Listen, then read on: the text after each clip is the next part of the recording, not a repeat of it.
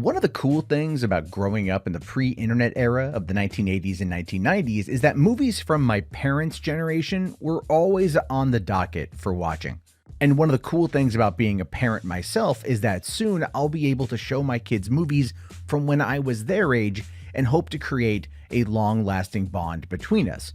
I'm not kidding. I literally cannot wait to sit my daughters down and show them Star Wars for the first time, to see their reaction to "I am your father" and enjoy it. I kind of feel similar to when I was a kid and my parents showed me 1968's Planet of the Apes for the first time. Watching a crazy science fiction film about astronauts landing on a planet with talking apes and realizing that this was just a future Earth was awesome. Then immediately watching Beneath the Planet of the Apes next and how utterly nutty that story turned out to be. I'm not knocking Beneath the Planet of the Apes either, but it was the more intense movie of the original pair. Then of course you have the 3 sequels, and while I didn't hate them, I never enjoyed them as much as the original 2. So in the summer of 2001, I was pretty excited to see what Tim Burton would be showing us with his reboot of Planet of the Apes. I had grown up on Beetlejuice, Nightmare Before Christmas, Pee Wee Herman, and the rest of his films, so seeing him tackle this beloved franchise was something that I was actually pretty stoked for. It was also my first summer working at the Santee Drive-In Theater. This is going to be a place you will hear a lot about during the Podio commentary series. I spent about 10 years working there between the summer of 2001 and spring 2015. It is and always will be my home away from home, and I truly loved my time working there. But summertime at the drive-in was intense, especially in Southern California. We were busy on the weekends with upwards of 1,000 cars per night, and in the summer of 2001, I was working the popcorn machine in the snack bar. I was the newbie, so they put me on the job with literally the least responsibility. The downside to this was that I missed out on watching the movies while I was on the clock, so I had to come back on my nights off and check them out. This would change when I would be promoted to the outside crew, and especially true when I became a manager a few years later. But anyways, it was because we were so busy that I missed out on watching Planet of the Apes during the first weekend, but I got to hear the audience come into the snack bar during the intermission and catch the gossip. Honestly, it was a mixed bag, more good than bad, but that was odd to hear. How could a Tim Burton movie not get universal praise? I was confused by this. My coworkers seemed to like it, so could the audience be wrong? Well, the honest truth is both are correct. While I like Tim Burton's movies, I can see the flaws in it that would anger old school Apes fans, because many of them wanted a remake, and not just something that used the name of Planet of the Apes, but was a different enough movie. Reboots and remakes are always like that though. Some are good, most aren't necessary, but in the case of Tim Burton's flick, they were rebooting the Charlton Heston movie and not the original book. If you don't know, the original Planet of the Apes movie, co-written by Rod Serling by the way, was actually an adaptation of a French novel by the same name. It is a 1963 science fiction novel by French author Pierre Boulle. It was adapted into the 1968 film Planet of the Apes, and therefore launching the entire Apes franchise. The novel tells the tale of 3 human explorers from Earth who visit a planet orbiting the star of Betelgeuse, in which great apes are the dominant, intelligent, and civilized species, whereas humans are reduced to savage, animal-like states. The overall story is similar enough to the original film, with the exception that the original tale is more satire than a serious science fiction endeavor. But it had some weirder elements as well, like Nova, the human female, was in the book, and she bears the main character a son who rages rapidly in the first 3 months. And the apes have actually mastered space travel as well. Like I said, it's kind of weird. I'd argue that the ending of Tim Burton's film plays more into that story a bit more than its predecessor, but still there's some controversy surrounding that ending, and we'll get to it. The concept of Tim Burton's Planet of the Apes didn't start with him, but rather it goes back to 1988 when screenwriter Adam Rifkin, who wrote films like The Chase with Charlie Sheen and Detroit Rock City, which I do think is a comedy classic that never quite gets the love it deserves. Anyway, Rifkin wanted to treat the film like a sequel to the original series in the same vein as James Cameron's Aliens, except he wanted it to be a sequel to the original and not Beneath the Planet of the Apes, which makes sense because, the whole nuclear annihilation thing at the end of the movie. Fox was really interested in making this movie with Rifkin too. They titled it Return to the Planet of the Apes, and it was very close to being fast-tracked into pre-production. They went as far as to approach Tom Cruise and Charlie Sheen about starring in the film, but days before it was going to enter pre-production, a new batch of studio executives arrived at Fox, which, caused creative differences between Rifkin and the studio. The studio wanted more rewrites and Rifkin obliged, but eventually the project was abandoned overall. Well, it was abandoned until Peter Jackson entered the fray, and he pitched an idea about the apes going through a renaissance. The Wikipedia page describes the story like this. The ape government becomes concerned over new artworks. The humans are revolting, and the liberal apes shelter a half-human, half-ape from the gorillas. Yeah, that's how they describe it, and it sounds wild, and I'm not necessarily saying that in a good way. I mean, if a script exists for this or an outline, I would absolutely love to read it. But that whole project came to a halt when one Fox executive didn't even like the Planet of the Apes series, and the whole thing just died on the vine. Apparently, Peter Jackson had also gotten Roddy McDowall to join the sequel, but the project died and Jackson went back to working on Heavenly Creatures. Truth be told, I'm much happier with this timeline, because if he had made a new Apes movie back in the 1990s, it's entirely possible he wouldn't have made the Lord of the Rings series, and I just cannot have that. Actually, Jackson was approached to make the movie again in 1998, during a time when the deal for the Lord of the Rings might fall through, but Roddy McDowall had died not long beforehand, and it just kind of killed Jackson's enthusiasm for the film. I mean, again, let me just say, well done, Peter. Well done. You made the right call. And after Jackson's exit, the studio looked to Oliver Stone to take over. I still don't quite know what the hell Fox was thinking if they didn't like what Peter Jackson was offering, and they went with Oliver freaking Stone. This is after Natural Born Killers. I mean, what kind of movie was Fox expecting him to make? I know what you're thinking, that Stone would make something crazy and over the top while being violent and a commentary on society. That's actually kind of what he was working on. However, the studio wanted Apes to be their version of the Flintstones, and I'm not kidding on that either. Producer Dylan Sellers wanted the movie to be a comedy. He wanted a scene, and this is real, where the apes were playing baseball but without a pitcher. He felt that the main character would teach the apes how to play baseball, to be the missing link, so to speak, and that hilarity would ensue. Let's pair that idea with the concept that Stone and writer Terry Hayes had come up with. Their project was called Return of the Apes, and Wikipedia describes the plot like this. Set in the near future, a plague is making humans extinct. Geneticist Will Robinson discovers the plague is a genetic time bomb embedded in the Stone Age. He time travels with a pregnant colleague named Billy Ray Diamond to a time when Paleolithic humans were at war for the future of the planet with highly evolved apes. The ape's supreme commander is a gorilla named Drac. Robinson and Billy May discover a young human girl named Eve to be the next step in evolution. It is revealed that it was the apes that created the virus to destroy the human race. They protect her from the virus, thus ensuring the survival of the human race 102,000 years later. And ultimately, Billy Ray gives birth to a baby boy named Adam. So you can see where they're going with this. And the idea is actually pretty cool, I'm not gonna lie. But that baseball thing is just freaking terrible. I get what Dylan Sellers was going for, but unless you had someone like John Carpenter or Paul Verhoeven to tackle the satire, it would just come across as studio interference and audiences would hate it.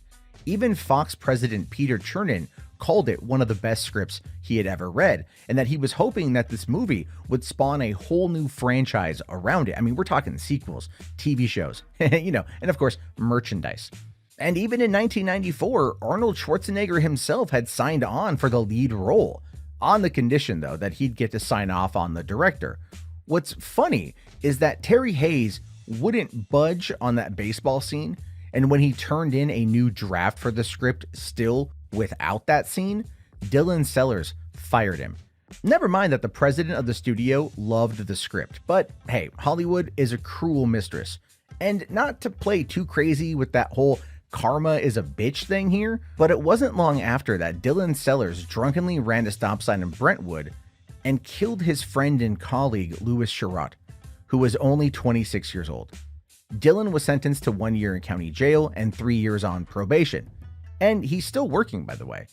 He recently produced the very popular Palm Springs film that's on Hulu. Like I said before, in Hollywood, you fail upwards. Now from there, Chernin exited the studio and then was replaced by Tom Rothman, who we all know just sucks. But Rothman wanted to bring fresh blood to the script, so Christopher Columbus was hired. Columbus wanted to make a film that was more like the original novel and not something that would be similar to Terminator or anything like that. He hired his friend Sam Hamm, who co-wrote his unproduced Fantastic Four screenplay. And Wikipedia's breakdown of that script idea is, well, you gotta hear it for yourself. This is what it says.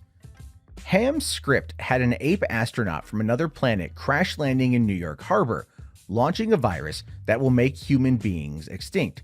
Dr. Susan Landis, who works for the Centers for Disease Control and Prevention, and Alexander Troy, an Area 51 scientist, use the Apes spacecraft to return to the virus's planet of origin, hoping to find an antidote. What they find is an urban environment where apes armed with heavy weapons hunt humans. The main villain was Lord Zaius, in contrast to Dr. Zaius. Lord Zaius was cruel to the humans. Landis and Troy discover the antidote and return to Earth, only to find in their 74-year absence that apes have taken over the planet. The Statue of Liberty's once proud porcelain features have been crudely chiseled into a grotesque likeness of a giant grinning ape. Surprisingly, Fox wasn't digging it, and eventually Columbus left the project to go make Jingle All the Way, which is the superior film. And Fox actually offered the director's chair to Roland Emmerich in 1996, and when that didn't work out, they went right to James Cameron and tried getting him on board. And Cameron had a totally different take during his talks with Fox. He wanted to tell a story that would be a sequel to Planet of the Apes and Beneath the Planet of the Apes. But while these talks were ongoing, Cameron, who was directing and producing Titanic at Fox, went on to go and smash every single record known to man and win all those Academy Awards. So then afterward, James Cameron simply yeeted himself from the conversation. This is actually the point in time when Fox went back to Peter Jackson, who just didn't want to make the movie with Arnold Schwarzenegger and James Cameron producing. This was mostly because he figured that there would be conflict over the direction of the film, and quite frankly, he's correct. As much as I love James Cameron, he's got an hell of an ego, especially after he threw Tim Miller under the bus after Terminator Dark Fate bombed. He probably would have done the same to Peter Jackson in some respect. And guess who the last person Fox offered the director's role to before Burton? Michael freaking Bay. Apparently, he just turned down the job, which seems odd for Michael Bay, because at that period of his career, he was in between The Rock and Bad Boys, so he was flying pretty high. But he actually went off to go make Pearl Harbor instead. Maybe he should have just done Apes. Maybe that would have put him off of Transformers. Maybe there's another timeline where this theory happened. Wouldn't that be nice? And there was one more director that Fox approached over this, but I haven't been able to lock down when it happened, and that was actually Steven Spielberg. I don't know any other story about that, just that they had approached him at some point in time to make this movie, which would have been insane. But he went to go do AI instead, so we know how that turned out. And finally, after all of that, Fox was able to lock down Tim Burton in early 2000. He was attracted by the script that William Broyles was able to put together when he had complete creative control from Fox. This was actually able to attract Richard D. Zanuck to sign on as a producer, who actually greenlit the original film back in 1967. It was obviously an emotional thing for Zanuck, and I can only imagine how excited he would have been to go back to one of his crowning achievements. But Fox wasn't really digging on Burton's reportedly $200 million budget based off of Broyles' script. And it was just a couple of months before principal photography that Fox wanted to have the budget by bringing on two other screenwriters. These were Lawrence Connor and Mark Rosenthal. Connor was known for writing films like Star Trek VI: Undiscovered Country and Superman 4: The Quest for Peace. Rosenthal was his writing partner on films like Mighty Joe Young and Mercury Rising, but in his own right, he wrote Jewel of the Nile, which isn't as good as Romancing the Stone, but still not a terrible Indiana Jones ripoff. To give you an idea, though, for how badly 20th Century Fox wanted this movie to come out, they had the rewrites going on while the sets were being built. Not only that, but they set a hard release date of July 2001, and they wouldn't budge on it at all, which kind of put Tim Burton in an impossible situation. Then Burton was placed in another impossible situation when he had to choose between working with Stan Winston or Rick Baker for the ape makeup. Winston was the original designer, but he did leave over creative differences, and Burton chose to work with Rick Baker, with whom he had enjoyed a partnership on Ed Wood with. Rick Baker actually had his own kind of score to settle, so to speak, because he had worked on Dino De Laurentiis' King Kong back in 1976 and regretted not being able to make it as realistic as he wanted. This was his chance at redeeming himself, and to be honest, the effects on these apes were pretty top-notch for the beginning of the new century, and the makeup still holds up 20 years later. But the makeup was actually a nightmare for the actors, because they had to get up at 2 a.m. and spend 4.5 hours applying the prosthetics, work the full day, and then go through a 90-minute process of removing the makeup at the end of the day. At one point, Michael Clark Duncan actually sprained his ankle while shooting, and he had to go to the hospital in full gorilla makeup. I really do hope that there are some photos of this that exist, because it would be really funny to see. Also, rest in peace to Michael Clark Duncan. You will be missed.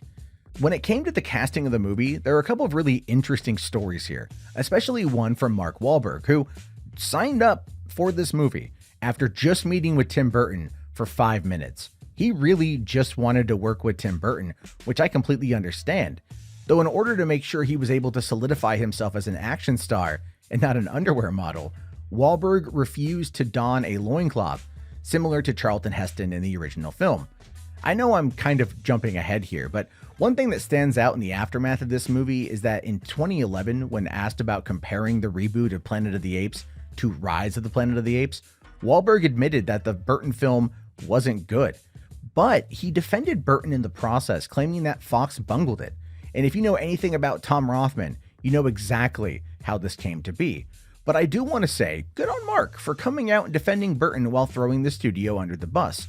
A lot of actors would make up some bullshit, but I'm glad that Mark didn't. Also at the time, Mark Wahlberg had committed to working on Ocean's 11 in the Linus role that Matt Damon took over, and he left that movie in order to go make Planet of the Apes, so that's pretty funny. Tim Roth, on the other hand, had a pretty terrible experience overall. First, things were actually looking up for him. He had asked Tim Burton if he could rewrite some scenes in order to make his character General Thade more frightening, and Burton, to his credit, encouraged the idea. This probably helped Roth get through the torturous hours of makeup that were needed every day on set. He didn't actually have an issue with that process overall, but he found the costume terribly uncomfortable. By the end of the shoot, he had trapped nerves and 2 herniated vertebrae in his back. And also, and this is crazy, Roth hated Charlton Heston, and I mean hated Charlton Heston. Not because Heston pissed in his Cheerios or anything, but that Heston was the president of the National Rifle Association at the time, and Tim Roth was, and still is, very anti-gun and very pro-gun control. The scene where Thade had to talk to his father really did anger Roth, but he's a professional, and he chose to just work with Heston for that one scene.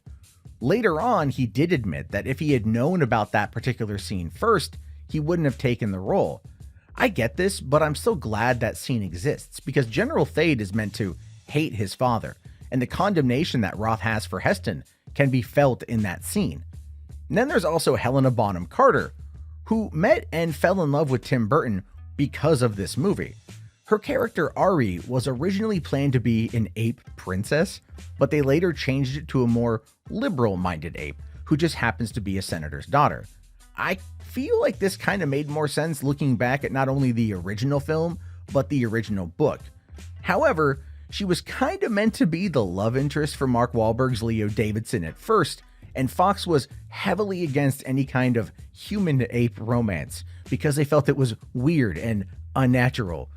Burton tried to offer some kind of compromise by calling it toned down, but the studio's veto still stood after the fact.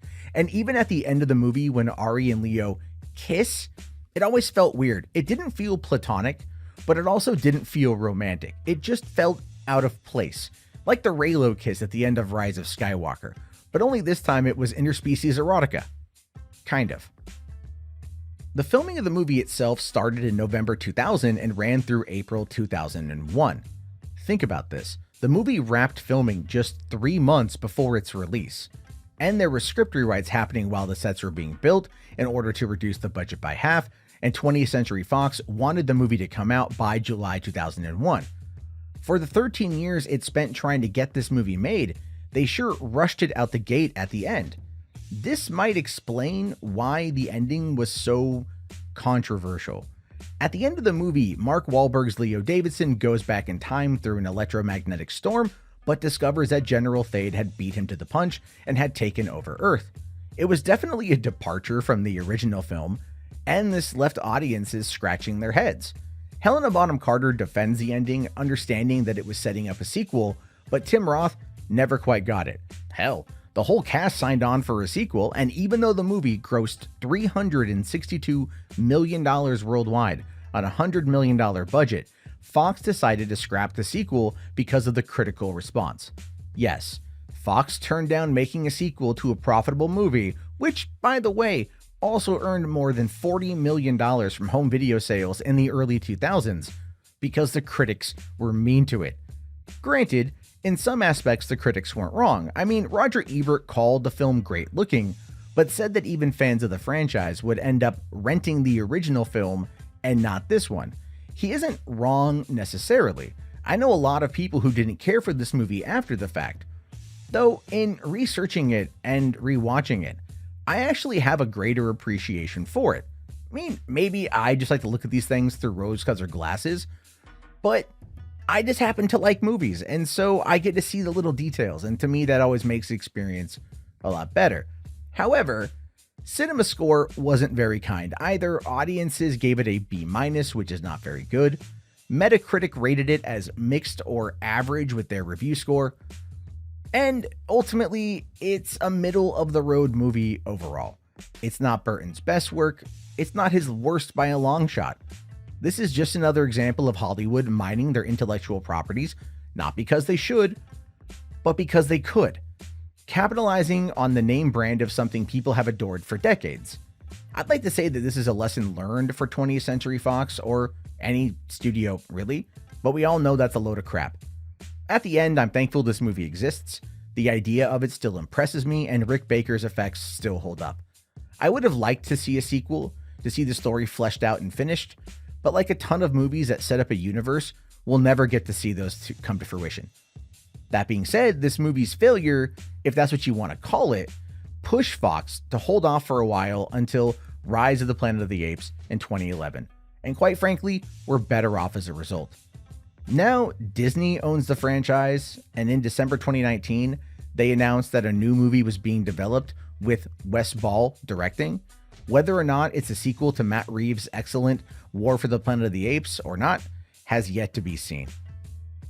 At the beginning of this episode, I mentioned a controversy surrounding the ending. It wasn't just the divisive nature surrounding it.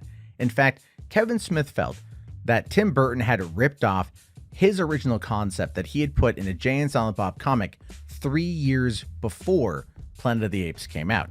He had made a joke to the New York Post about suing Burton and suing Fox over this, which had prompted a response from Tim Burton, who openly admitted to never reading comic books. Never mind, he has directed 2 of the most influential comic book movies of all time and set the tone for decades to come. So I find that to be pretty funny. Kevin Smith admitted the whole thing was just an offhand joke. He never had any intention of suing Fox, but you can tell that he was probably a little irate at the whole thing, thinking that his idea had been lifted for the end of this movie. And in the end of the day, Kevin Smith probably got the last laugh because the Viewisk universe has lived on, whereas this franchise didn't. And look, with that, I am curious to know your guys' thoughts on this one. I do enjoy this movie for the most part. It is not a terrible film. It's a fun popcorn film, but it's also something that you can watch and then just move on with your day. It's never going to make you question any kind of morality or any kind of societal commentary. It is just what it is. And it also shows you how kind of creatively bankrupt the studios can be when they're trying to find a way to force a movie on the audiences. But as always, thank you guys for listening to Podio Commentary. If you are listening to this on YouTube, please leave a like, leave a comment.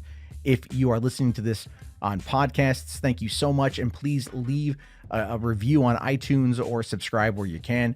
I'll talk to you guys next week for another episode here on Podio Commentary. Have yourself a great week and peace out.